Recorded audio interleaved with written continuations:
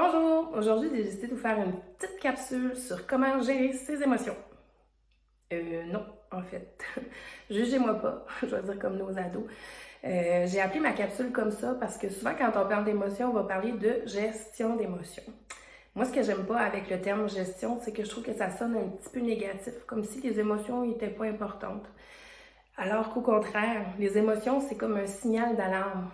Mais c'est sûr que, par exemple, si les émotions prennent trop de place et vous empêchent de réfléchir, à ce moment-là, il va falloir trouver des moyens pour réguler ces émotions. Puis ces moyens-là, c'est propre à chacun. Ça dépend des personnes. C'est vraiment en essayant différents moyens que vous allez trouver celui qui vous convient. Que ce soit des grandes respirations profondes, que ce soit de jouer avec un fidget, que ce soit d'écouter de la musique. Fait qu'après ça, après que votre moyen ait fonctionné, on continue nos activités? Non. C'est important de s'occuper de son émotion parce que l'émotion, comme je vous dis, elle veut vous dire quelque chose.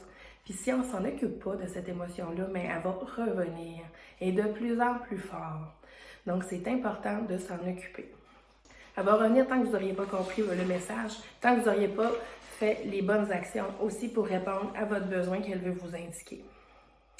Donc, en résumé, si on ignore notre émotion, qu'est-ce que ça fait? Elle ne fait que grossir. Et je pourrais vous dire que c'est à ce moment-là que l'anxiété peut apparaître. Parce que l'anxiété, c'est un mélange d'émotions qu'on ne s'est pas occupé, ou ça peut être aussi une peur qu'on ne s'est pas occupé qui a fini par grandir. Si je vous demande, est-ce que c'est mieux d'être émotif ou d'être rationnel?